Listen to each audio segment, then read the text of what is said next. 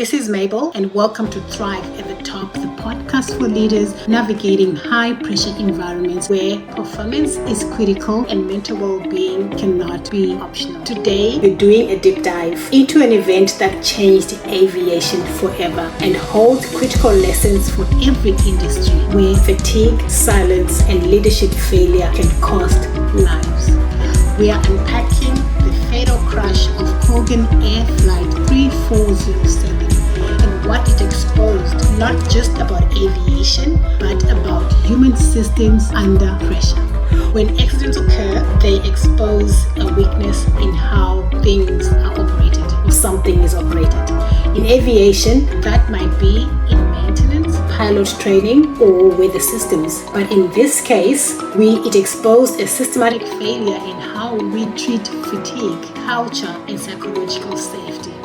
This isn't just a history lesson, this is a leadership briefing. So what happened in this flight 3407? On February the 12th, 2009, Colgan Air Flight 3407 was operating its routine short haul from New York to Buffalo. It never made it. Both pilots, Captain Marvin Renslow and First Officer Rebecca Shaw, were fatigued, undertrained, and flying under immense unspoken pressure. The plane stalled on final approach and crashed into a house, killing all 49 people on board and one person on the ground. At the center of the NTSB investigation, fatigue, commuting, culture, silence. The cockpit moment that still haunts people. One moment from the cockpit transcript says it all. As the flight began, First Officer Rebecca Shaw, clearly unwell, quietly admitted to the captain, if I felt this when I was at home, there was no way I would have come all the way out here. But I'm pretty tough. She was sick. She was exhausted. And she flew anyway. Why? Because in aviation, like many high-pressure sectors, taught and still teaches people to stay silent and power through. And when silence is rewarded, risks multiply. Let's break down through the Safe Healers framework what happened and how we can learn, what the lessons we can learn from this scenario.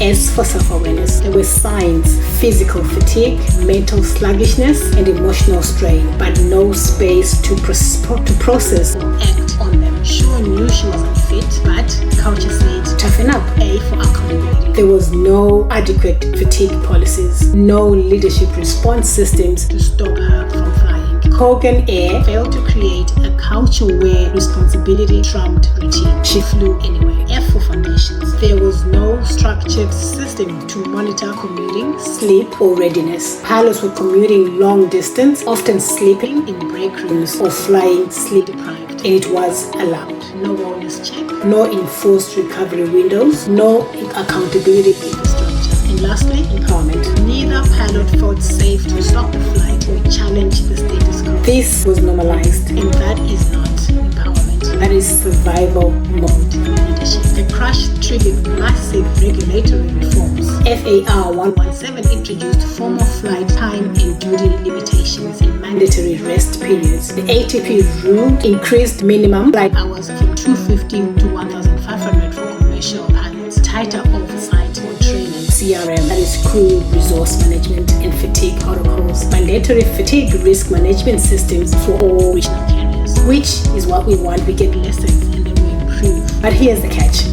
It took 50 deaths to create systematic change. What would it look like if leadership made those changes before the crisis? So you might not be flying the aircraft, but if you lead a high-pressure team, you're still responsible for spotting fatigue, creating psychological safety, and designing foundations that protect your people when pressure spikes. Fatigue is not just tiredness. It's a performance limiter and safety threat. And most of all, a leadership issue. If your team members are silently struggling and feel like they have to survive in your workplace, you're ready, of course. So let me ask you, like I always ask you every week, do your people feel safe to say, I'm not okay? And know that they'll be supported, not sidelined, not grounded. Does your fatigue policy live in a binder or in behavior of your leaders? Colgan 3407 wasn't just a tragedy, it was a missed opportunity opportunity for prevention. Let's not wait for a crash in our company culture before we act. Book a workplace safety and resilience consultation, and let's audit your fatigue risk systems using our SAFE pillars. Let's lead proactively, not postmortem. This is Mabel, and I'll see you in the next episode. But until then, lead well, live well, and don't just survive at the top, but thrive.